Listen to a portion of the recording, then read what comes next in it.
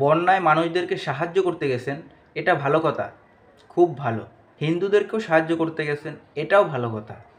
কিন্তু আপনি একজন হিন্দুকে ঔষধ দিতেছেন, আর তাকে দ্বারা মানে আপনি তার গলায়, সে যে হিন্দু আপনি এটা বুঝতেছেন, তার গলায় যে মালা পরা, মালা দেওয়া, সেইটা পরা, তার চেহারা দেখে বোঝা যাইতেছে যে সে হিন্দু, কিন্তু তারপরও তাকে আপনি জোর কইরা আরবি পড়াইতেছেন, তাকে আপনি আলহামদুলিল্লাহ বলাইতেছেন, তাকে আপনি ইনশাল্লাহ বলাইতেছেন। এইগুলো কি ভাই? আপনি তাকে সাহায্য করতে গেছেন, আপনি তারা যাই বলতেছেন সবাই তো খাবার দাবার নিয়ে আসে, আমি ওষুধ নিয়ে আসছি, এগুলা খাবেন আর আল্লাহ আপনাকে ভালো করে দিবে। যথেষ্ট, এতটুকু ঠিক ছিল। কিন্তু আপনি তাকে আরবি পড়াইতেছেন, আপনি তাকে ইনশাল্লাহ আলহামদুলিল্লাহ বলাইতেছেন। কেন ভাই?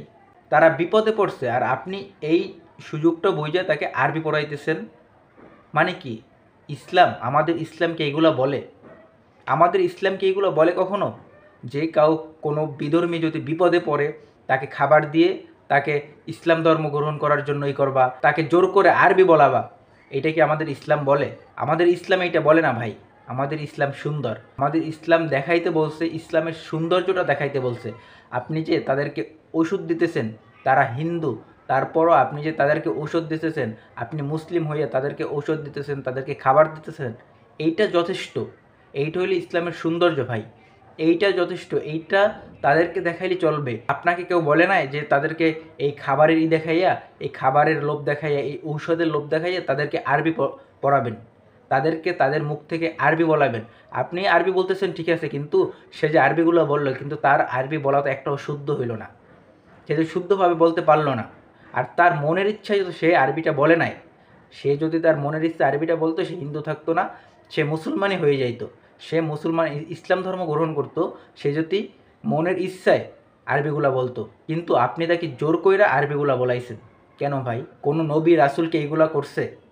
কোনো আমাদের যে হযরত মুহাম্মদ সাল্লাল্লাহু আলাইহি সাল্লাম, সে বহুত বিধর্মীকে ইসলামের মেসেজ দিছে, ইসলামের দাওয়াত দিছে, কিন্তু আপনি কি কোনোখানে শুনছেন যে সে অসহায়দের কাছে গিয়ে দাঁড়াইছে, তারা অসহায় হয়ে পড়ছে, তাদের কাছে গিয়ে দাঁড়াইছে, খাবার নিয়ে গেছে, ঔষধ নিয়ে গেছে, তারপর সেই ঔষধের, সেই খাবারের লোভ দেখাইয়া তাদেরকে আরবি পড়াইছে, তাদেরকে আলহামদুলিল্লাহ, ইনশাল্লাহ এইগুলো পড়াইছে? আপনি কি কোনোখানে দেখছেন, কোনো হাদিসে পাইছেন? তাহলে আপনি কেন তাদের এই সুযোগটা নিয়ে, তাদের এই এখন তারা যে বন্যা অবস্থায় ছিল, তাদের এই সুযোগটা নিয়ে তাদেরকে ঔষধ দিতে গিয়ে আপনি তাদেরকে আরবি পড়াইতেছেন? তারা কিছু বলতেও পারতেছে না, আপনার সাথে সে আরবি পড়তেছে। মানে এইগুলো কি ভাই? এগুলো ঠিক না। এগুলো দেখলাম রাতে যে একটা ফেসবুকে ভাইরাল হয়েছে, এগুলো করছে আবার এই যে টিকটকার বিডি ইমরান আছে, ওর সাথে অনেকদিন ভিডিও করতে দেখছিলাম এই পোলাটা।